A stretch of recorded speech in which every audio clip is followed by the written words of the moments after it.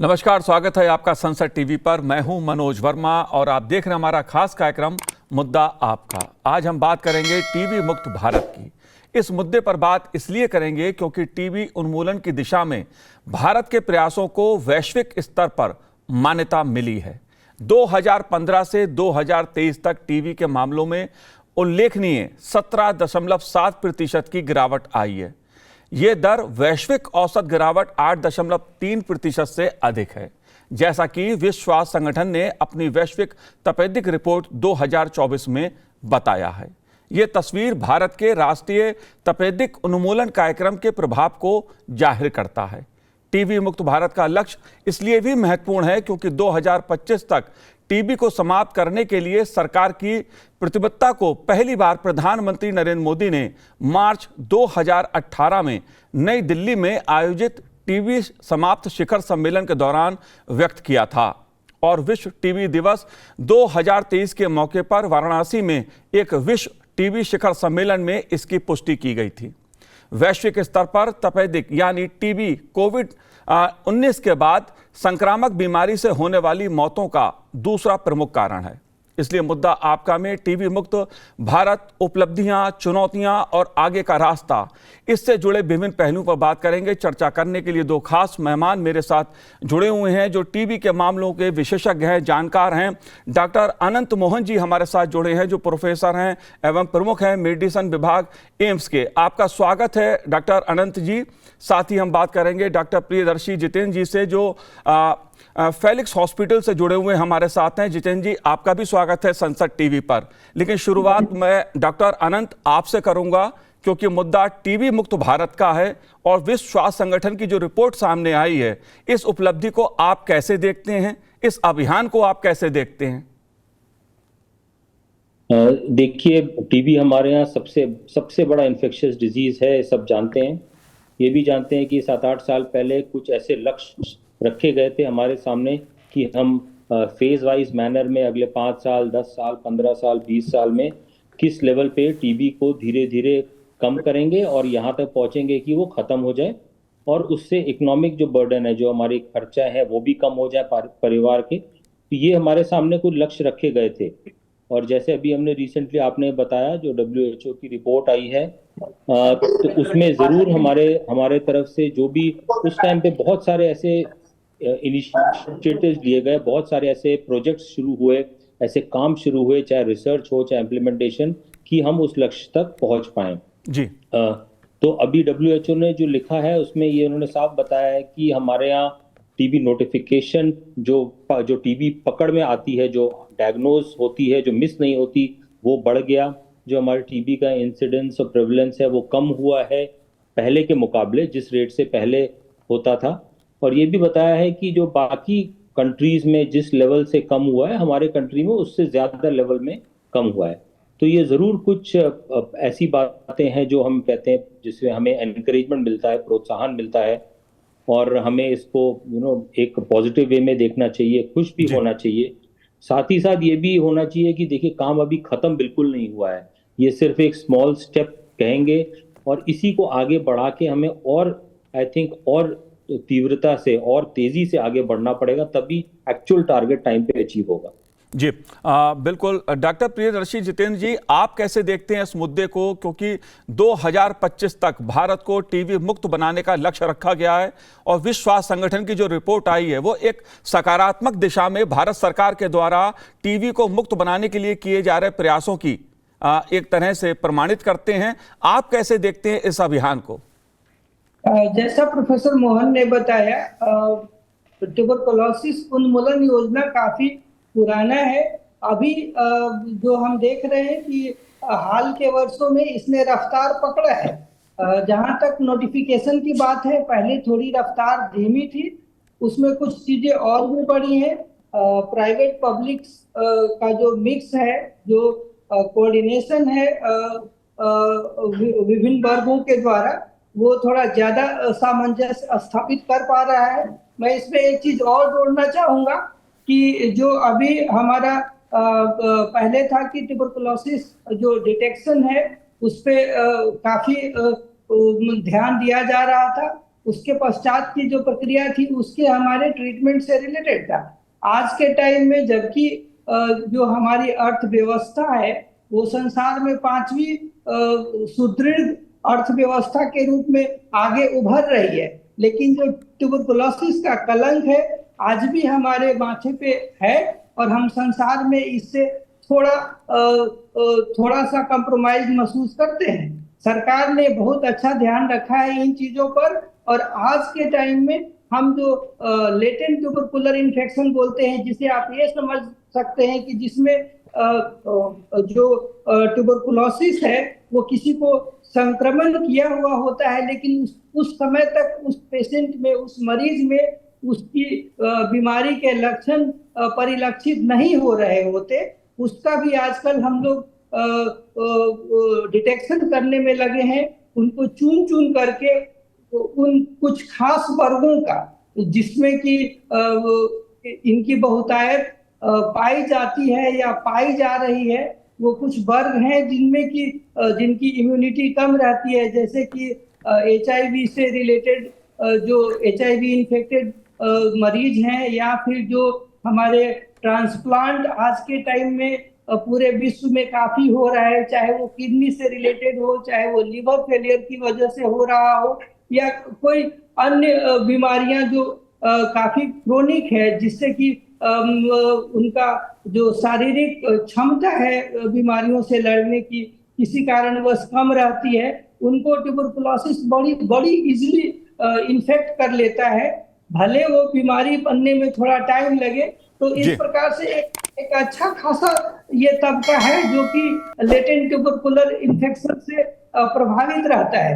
आज हम सरकार की मदद से उन LTBI जो कि लेटेंट ट्यूबरकुलर इन्फेक्शन है उनको भी डिटेक्ट करते हैं, उनके परिवार वालों का हम निरीक्षण करते हैं, उनका हम परीक्षण करते हैं। जैसे कि अगर किसी घर में ट्यूबरकुलोसिस का एक पेशेंट पाया जाता है तो हम उस पूरे घर के सारे सदस्यों का परीक्षण करते हैं, चाहे वो सिम्टोमेटिक स्तर पर हो या रेडियोलॉजिकल हो, या अगर उनका बलगम आता है तो उसका जांच करके हम पूरे परिवार को देखते हैं और उनका डिटेक्शन करके उसके ट्रीटमेंट की बात करते हैं। तो आज के टाइम में जो हमारा पेनिट्रेशन है, जो हमारा दृष्टिकोण है ट्यूबरकुलोसिस को लेकर के, थोड़ा ज्यादा गहरा हुआ है और हम बहुत हद तक जबकि पहले LTBI हमारे ट्रीटमेंट में नहीं आता था। बिल्कुल प्रियदर्शी जी, मैं इससे जुड़े और भी पहलू आपसे पूछूंगा, लेकिन चूंकि मुद्दा राष्ट्रीय तपेदिक उन्मूलन कार्यक्रम का है और भारत सरकार ने खासतौर से केंद्रीय स्वास्थ्य एवं परिवार कल्याण मंत्रालय ने लंबे समय से भारत को टीबी मुक्त बनाने के लिए अलग अलग समय पर अभियान चलाए हैं। 2014 के बाद प्रधानमंत्री नरेंद्र मोदी ने तपेदिक मुक्त भारत बनाने के लिए, टीबी मुक्त भारत बनाने के लिए लक्ष्य को प्राथमिकता में रखा और उसके परिणाम अब सकारात्मक उभर के सामने आ रहे हैं। 17% की दर से देश में टीबी के जो मामले हैं उसमें कमी आना शुरू हुई है, एक बड़ा सुधार होता दिख रहा है, लेकिन लक्ष्य 2025 है टीबी मुक्त भारत का। राष्ट्रीय तपेदिक उन्मूलन कार्यक्रम विकसित भारत संकल्प यात्रा नवंबर 2023 में शुरू हुई थी। डॉक्टर मोहन, मैं आपसे ये जानना चाहूंगा वो परिस्थितियां कौन सी होती हैं या वो कौन से कारण होते हैं जिसके चलते टीबी किसी को चपेट में लेता है, टीबी के मरीज उभर के सामने आते हैं, वो क्या परिस्थितियां होती हैं, वो क्या कारण होते हैं? देखिए, भारत जैसे देश में टीबी का कीटाणु है वो बहुत संख्या में पॉपुलेशन के अंदर पहले से ही है। जैसे हम लेटेंट टीबी की बात कर रहे थे जी, वो इन्फेक्शन अंदर है लेकिन वो दबा हुआ है क्योंकि हमारा शरीर उसको उभर के बीमारी नहीं करने देता, तो इसलिए वो अंदर दबा हुआ है। लेकिन जब भी कोई ऐसी स्थिति आती है, या तो टीबी का जो कीटाणु है उसका लोड इतना ज्यादा बढ़ जाए कि हम उसको टैकल नहीं कर पाए, हम उसको दबा नहीं पाए, या हमारे बॉडी में किसी भी तरह से क्षमता ऐसी कम हो जाए कि हम उन कीटाणुओं को बीमारी करने से रोक ना पाए। ऐसी सिचुएशंस में वो जो दबे हुए कीटाणु वो उभर के डिजीज करते हैं, बीमारी करते हैं, और तब एक्चुअल डिजीज होती है। ये सिचुएशंस बहुत सारी हैं, जैसे कि कोई भी चीज जिससे आपकी इम्यूनिटी कम हो, चाहे वो कैंसर्स हो, चाहे कैंसर के वजह से कीमोथेरेपी हो, चाहे अनकंट्रोल्ड डायबिटीज हो, चाहे किडनी फेलियर हो, चाहे वो कोई आदमी लॉन्ग टर्म स्टेरॉइड्स ले रहा हो, चाहे वो बहुत यंग बच्चे हों जिनकी इम्यूनिटी थोड़ी कम होती है, या बहुत ओल्ड एज वाले हों उनकी भी थोड़ी इम्यूनिटी कम होती है, या और कोई भी बहुत सारे ऐसे कारण है, कोई भी क्रोनिक डिजीज जो जिसके वजह से हमारा ऑर्गन डैमेज है, लिवर फेलियर फॉर एग्जांपल, या बहुत ज़्यादा न्यूट्रिशन की कमी, ऐसे बहुत कंडीशंस हैं जिसमें ये बीमारी उभर के आके डिजीज करने के चांसेस ज्यादा होते हैं। सिर्फ जी। इन्हीं को नहीं होते, औरों में भी होते हैं, बट इनमें चांसेस ज्यादा हो जाते हैं। जी। अदरवाइज लेटेंट टीबी दबा हुआ अक्सर लोगों में रहता है इंडिया के अंदर। जी। डॉक्टर प्रियदर्शी जी, मैं आपसे जानना चाहूंगा कि इसके लक्षण क्या होते हैं? कोई आदमी कैसे पहचाने कि उसे टीबी जैसा रोग हो रहा है? अगर किसी को रोग हो जाता है तो वो क्या करे? देखिए, सामान्य तौर पर जो ट्यूबरकुलोसिस का प्रसार है, जो संक्रमण है, एक तो अगर बच्चा गर्भ में है तो वो माँ के प्लासेंटल ब्लड सर्कुलेशन से आता है, जो कि गर्भवती महिला में अगर ट्यूबरकुलोसिस है तब होता है। दूसरा जो होता है, अगर जन्म के बाद किसी को हो रहा है तो सामान्य तौर पर फेफड़ा ही पहला अफेक्टेड ऑर्गन है। किसी न किसी कारणवश वो जो हवा है उसी मतलब दूषित हवा के सांस लेने से होता है, जिसमें ट्यूबरकुलोसिस के बैक्टीरिया होते हैं। अब जो हमारा प्रमुख अंग है ट्यूबरकुलोसिस में अफेक्टेड होने वाला, वो फेफड़ा होता है। तो सामान्य तौर पर जो फेफड़े से रिलेटेड लक्षण है वो ज्यादा परिलक्षित होते हैं, जैसे खांसी, बलगम आना, जी। खून होना, लगातार हफ्तों तक खांसी चलना, पसीना आना, शरीर में थकावट, कमजोरी, भूख कम लगना, वजन की कमी, पसीने अधिक छूटना, ये सब सामान्य लक्षण है ट्यूबरकुलोसिस को, जिसको कि कॉन्स्टिट्यूशनल सिम्टम्स भी हम बोलते हैं। ये हमारे लंग्स के रिलेटेड है, ये हमारे फेफड़ों के सिम्टम्स से रिलेटेड है। जैसा हमने अभी डिटेल में बात करा, बहुत बार क्या होता है कि जो ट्यूबरकुलोसिस है वो क्या होता है कि मतलब बीमारी बनने से पहले कहीं कहीं छुपा रहता है, वो हमें नहीं पता चलता कि कौन सा ऑर्गन अफेक्टेड है। तो हम प्रमुख रूप से दो तरह से ट्यूबरकुलोसिस को बांट सकते हैं। जो जन्म के बाद हो रहा है वो या तो पल्मोनरी ट्यूबरकुलोसिस कहता है, या दूसरा एक्स्ट्रा पल्मोनरी ट्यूबरकुलोसिस बोलते हैं, जो कि जब हमारे जो ट्यूबरकुलोसिस की बैक्टीरिया है वो फेफड़ा से फैलते हुए शरीर के दूसरे अंगों में जाके छिप जाते हैं। अब अगर हम ध्यान दें तो हमने लंग्स से रिलेटेड सिम्टम्स का पहले वर्णन करा, जिसमें कि फेफड़े के सिम्टम्स थे। अब मान लो अगर ट्यूबरकुलोसिस किसी के आंख में है तो कंजंक्टिवाइटिस का सिम्टम्स मिलता है, नाक में है तो ऑफ कोर्स नेजल डिस्चार्ज या नाक से खून आने का सिम्टम आएगा, कान का है तो उससे रिलेटेड सिम्टम होगा। अगर ट्यूबरकुलोसिस ब्रेन के जो उसके जो मेम्ब्रेन्स होते हैं, अगर वहां तक पहुंच जाता है, जिसको कि ट्यूबरकुलर मेनिंजाइटिस या एन्केफेलाइटिस बोलते हैं, तो उसमें बेहोशी की अवस्था, बहुत ज्यादा high rise of temperature, Altered sensorium, जिसमें कि मरीज थोड़ा कोमेटोज या ड्रॉजी रहता है, या फिर अगर लीवर से रिलेटेड है तो उसके जो लीवर एंजाइम्स है वो काफी बढ़ जाते हैं। किडनी से रिलेटेड मतलब शरीर का कोई भी ऐसा अंग नहीं है जिसमें कि ट्यूबरकुलोसिस फैल नहीं सकता। जी। और जो लक्षण है वो अंग से रिलेटेड रहता है, जिस अंग का सिम्टम रहेगा उसका सिम्टम आएगा, जिसको कि हम आप ऐसे समझ सकते हैं कि लोकलाइजेशन ऑफ सिम्टम होता है कि कौन सा ऑर्गन अफेक्टेड है, अदर देन। बिल्कुल जी, बिल्कुल। डॉक्टर अनंत मोहन जी, मैं आपसे ये जानना चाहूंगा, क्योंकि टीबी को लेके कई तरह की भ्रांतियां अभी भी समाज में कायम हैं। हालांकि इन भ्रांतियों को दूर करने के लिए भारत सरकार, केंद्रीय स्वास्थ्य एवं परिवार कल्याण मंत्रालय लगातार जागरूकता अभियान चलाता है। इन भ्रांतियों को आप कैसे देखते हैं? ऐसा माना जाता है कि जिसको टीबी हो गया वो परिवार में एक तरह से अलग थलग पड़ जाता है। इसका निदान जो है वो किस तरह से कर सकता है जिसको रोग हो गया है? देखिए, बहुत सारी चीजें, जैसे आपने बताया कि हाँ, बहुत सारे ऐसे बिलीव्स और ऐसे लोग सोचते हैं घर में रहने से अगर कोई टीबी का मरीज है तो दूसरों को हो जाएगा, उससे दूर रहो। ये चीजें, फेफड़ों का जो टीबी होता है उसके लिए जरूर ये थोड़ा सा ध्यान रखने की जरूरी बात है कि ये टीबी फैलता है ज्यादातर फेफड़े से। अगर फेफड़े का हो तो खांसी करके दूसरे को फैलता है। अगर फेफड़े का है, छाती का है तो। अगर छाती का नहीं है तब ये दूसरे को फैलने का ऐसा कोई इसका साधन नहीं होता। तो कम से कम अगर घर में फेफड़े का टीबी किसी को है, जब तक वो इलाज कर रहा है 2-3 हफ्ते, जब तक उसका कीटाणु कम नहीं हो जाते, तो ये जरूर अच्छा रहेगा कि कम से कम बहुत क्लोज कांटेक्ट में दूसरों के साथ ना आए, मास्क पहने या दूसरे लोग मास्क पहने। ये कुछ जो ना थोड़ा सा जिसे सोशल डिस्टेंसिंग अब आप कहते हैं, इस तरह की चीजें करना जरूरी है।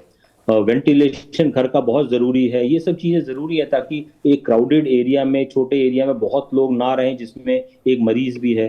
तो खांसी करेगा तो ऑब्वियसली दूसरे को होगा, लेकिन अगर फेफड़े के बाहर है तो ऐसे डायरेक्ट ट्रांसमिशन दूसरे को होने के चांसेस बहुत ही कम होते हैं। तो एक तो ये सब लोगों को समझना चाहिए, और बाकी आई थिंक एजुकेशन के साथ, लोगों को समझाने के साथ धीरे धीरे ये अब लोगों में जागरूकता आ रही है, अब लोगों को बात समझ में आ रही है कि इसका इलाज भी है और इससे क्या प्रिकॉशन ले सकते हैं। तो ये आई थिंक धीरे धीरे हमारे सोसाइटी में बढ़ रहा है। डॉक्टर अनंत मोहन जी, एक बहुत बड़ी समस्या ये देखने को मिलती थी कि जो टीबी के मरीज होते हैं वो इलाज अपना लगातार जारी नहीं रख पाते हैं। एक बड़ी समस्या उभर के ये सामने उभर के आती है। इस मुद्दे को आप कैसे देखते हैं? देखिए, ये जरूर है कि टीबी का इलाज लंबा है। 4 दिन का एंटीबायोटिक खाना भी आसान नहीं होता, यहाँ पे तो 6 महीने का टीबी का इलाज होता है। बट ये जरूरी है तो जरूरी है, क्योंकि अभी हम इससे कम ड्यूरेशन के इलाज तक नहीं पहुंच पाए। इसलिए हमको बहुत जरूरी है, एक तो डॉट्स प्रोग्राम चल रहा है सरकार का, जिसमें फ्री दवाइयाँ दी जाती हैं। एक पत्ता दिया जाता है जिसमें 1 हफ्ता या 1 महीने का पत्ता पेशेंट को देते हैं कि आप इसको खुद खाइए, उनको समझाया जाता है। उसी तरीके से चाहे वो नर्स हो चाहे डॉक्टर हो, सबको एक पेशेंट को हर बार समझाना चाहिए, देखो ये जरूरी है, क्योंकि कुछ ही हफ्तों में आदमी को लगेगा कि वो बिल्कुल नॉर्मल हो गया। दवाई खाने के 2-3 हफ्ते के बाद उसको लगेगा बिल्कुल सब ठीक हो गया। उसके बाद अक्सर वो भूलने लग जाता है, दवाई मिस करने लगता है, भूल जाता है। मान लो कहीं बाहर चला गया, दवाई घर में छोड़ गया। ये सब चीजों से बचना है, क्योंकि अगर इलाज पूरा नहीं किया तो ये बहुत ही इसका खतरनाक कॉन्सिक्वेंस है ड्रग रेसिस्टेंट ट्यूबरकुलोसिस। और अगर वो हो गया तो उसका डायग्नोसिस भी मुश्किल और उसका इलाज और भी ज्यादा मुश्किल। उसका और लंबी दवाइयाँ, ज्यादा टॉक्सिक दवाइयाँ जिसके रिएक्शन हो सकते हैं। तो बेस्ट ये है कि जब पहली बार टीबी हुआ, सही तरीके से उसी वक्त इलाज कर लें, पूरा डोज में प्रॉपर दवाई प्रॉपर ड्यूरेशन तक खाएं। इवन अगर उनको ये लगे कि हाँ मैं ठीक हो गया हूँ, फिर भी पूरा इलाज करना बहुत जरूरी है। जी बिल्कुल। डॉक्टर प्रियदर्शी जी, आप कैसे इस मुद्दे को देखते हैं? क्योंकि जो भ्रांतियों का मुद्दा मैंने उठाया है, वो भ्रांतियां आज भी समाज में कायम हैं। अगर किसी को टीबी जैसा रोग हो जाता है तो कई तरह के सवाल, मुद्दे, किंतु परंतु उठने लगते हैं। आप कैसे देखते हैं इन विषयों को? ये काफी कॉमन है। पहला बात तो ये कि ये मतलब स्टिग्मा की तरह से है। लोग बताना नहीं चाहते एक दूसरे को कि हमें टीबी हो गया है। घर वाले भी छुपाते हैं। हमने अक्सर अपने मरीजों को देखा है, या तो उनकी दवाई शुरू रहती है या कहीं पे किसी ने टेस्ट करा, बहुत बार मतलब उसको किसी न किसी तरह से ढकने की आदत है। सच्चाई ये है कि अगर हम इस बीमारी को ढकने की जरा भी कोशिश करें तो ये हमेशा प्रोलिफरेट करता चला जाएगा। और एक्चुअली वैसे ही आज जो भारत में ट्यूबरकुलोसिस का इंडेमिसिटी है, जो पूरा का पूरा एकदम भारत ही इससे तबाह है, उसका कारण यही है कि लोग बताते नहीं। अब बताएंगे नहीं तो कोई उससे बचाव का क्या बात करेगा। लोग ट्यूबरकुलोसिस का ट्रीटमेंट ले रहे हैं या उन्हें जस्ट ट्यूबरकुलोसिस पता चला है, हो सकता है जब तक कि उनका बैक्टीरियल लोड कम ना हुआ हो, वो अभी भी संक्रमण करने की अवस्था में हो, लेकिन वो खुले घूम रहे हैं। तो ये सब जो चीज है, इसमें थोड़ा रेस्ट्रिक्शंस की जरूरत है। और मतलब मिथ से ज्यादा तो मैं ये बोलूंगा कि नासमझी है।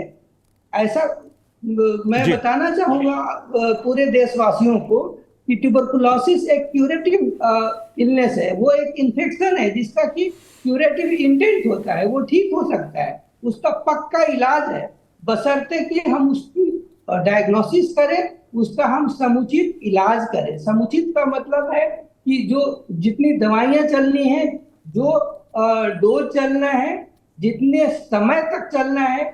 अमूमन ये देखा गया है कि जो सामान्य ट्यूबरकुलोसिस है, जो सामान्य बोले तो जिसमें ड्रग रेसिस्टेंस बिल्कुल नहीं है, तो ये समझने की बात है। ड्रग रेसिस्टेंस बिल्कुल नहीं है, ये सिंपल एएफपी स्मीयर के टेस्ट से नहीं पता चलता। तो मैं अपने सभी डॉक्टर भाइयों से भी आपके चैनल की मदद से अनुरोध करना चाहूंगा कि आज के टाइम में जबकि ड्रग रेसिस्टेंस काफी बढ़ा हुआ है, हम ये मान के कतई ना आगे बढ़े या कतई इलाज ना शुरू करें कि ये सिंपल ट्यूबरकुलोसिस है 6 महीने का दवा दे दे। होता यह है कि जब आप 6 महीना दवा देंगे ट्यूबरकुलोसिस नहीं ठीक होगा, फिर आप उसके बाद उसका टेस्ट कर रहे हैं, हो सकता है तब तक आपका मरीज जरूरत से ज्यादा खराब हो जाए या हो सकता है कि तब तक में उसकी मृत्यु हो जाए। तो हम ऐसा नहीं चाहते। हमें ये समझना चाहिए कि टीबी के इलाज करने से पहले यथासंभव हमें ये सुनिश्चित कर लेना चाहिए कि ये ड्रग रेसिस्टेंस ट्यूबरकुलोसिस नहीं है। और इसके लिए सरकार की मदद से बहुत सारी योजनाओं के माध्यम से या एनजीओ के माध्यम से या प्राइवेट हॉस्पिटल में हमारी बहुत सारी मोलेकुलर तकनीक है जिनसे कि दूसरे तीसरे दिन ये पता चल जाता है। मैं तो कम ही लगता है, लेकिन मान ले दूसरे दिन भी अगर पता चलता है तो हम उनका ड्रग रेसिस्टेंट ट्यूबरकुलोसिस रेजिमेन में डाल सकते हैं, जो कि जिसकी समयावधि जो सामान्य ट्यूबरकुलोसिस की 6 महीना की दवाई होती है उससे काफी लंबी है। 18 से 27 महीने तक की दवाई चलती है, 24 महीने तक की दवाई चलती है। तो इसका ध्यान देना जरूरी है। मिथ से ज्यादा मनोज वर्मा जी हम अंडरस्टैंडिंग की बात करेंगे, क्योंकि आपके माध्यम से जो आपने एक बहुत अच्छा कड़ी आगे बढ़ाया है, मैं उसकी सराहना भी करता हूं और उसके माध्यम से अपने देशवासियों को और जागृत करना चाहता हूं। जी, एक आखिरी सवाल मेरा डॉक्टर अनंत मोहन जी आपसे है। लोगों में जागरूकता आई है और भारत सरकार के जो प्रयास टीबी मुक्त भारत बनाने के लिए हैं, प्रधानमंत्री नरेंद्र मोदी जी ने 2025 तक टीबी मुक्त बनाने का जो लक्ष्य रखा था, देश उसके करीब है, टीबी समाप्ति की ओर है। आप कैसे देखते हैं और खासतौर से जन भागीदारी की दृष्टि से आप क्या आह्वान करना चाहेंगे? देखिए, हम अभी पिछले 5-6 साल में जो हम लोगों ने जो भी गेन्स किए हैं, जो भी टीबी के इंसिडेंट्स में कमियां करी हैं, वो अच्छी है और वो बहुत ही एक कलेक्टिव सामूहिक जो एफर्ट्स हुए हैं उसी वजह से हुए हैं। ये एफर्ट्स टॉप से बॉटम तक हैं, जो ग्रास रूट वर्कर्स हैं वहां से लेके प्राइमरी हेल्थ सेंटर, जो हर लेवल के लोगों का हार्डवर्क की वजह से है, फिर एडमिनिस्ट्रेटर्स, डॉक्टर्स, जितने ऊपर फिर पॉलिटिकल विल भी है, सब कुछ मिला जुला के है। बट हमें याद रखना चाहिए कि ये पॉजिटिव दिशा में जा रहे हैं, लेकिन काम तो अभी बहुत बाकी है।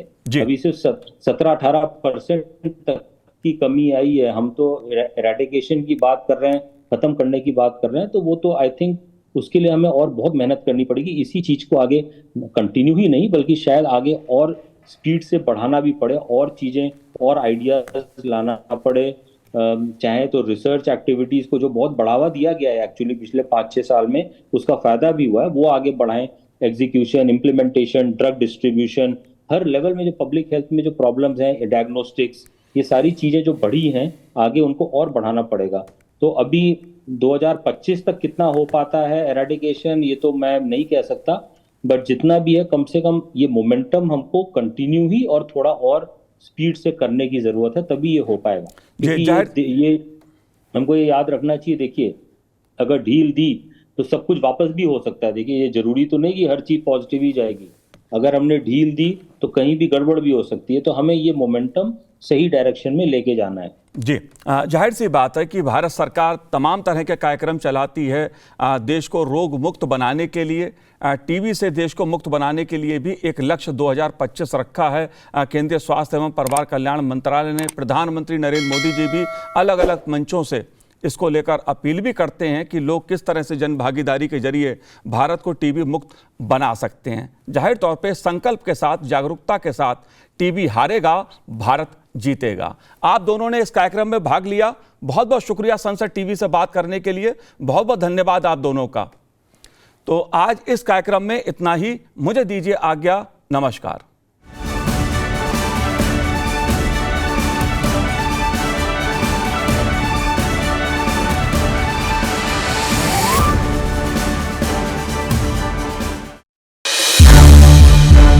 संसद टीवी के और भी प्रोग्राम्स देखने के लिए सब्सक्राइब करें हमारा YouTube चैनल और हाँ, इन्हें लाइक और शेयर करना ना भूलें।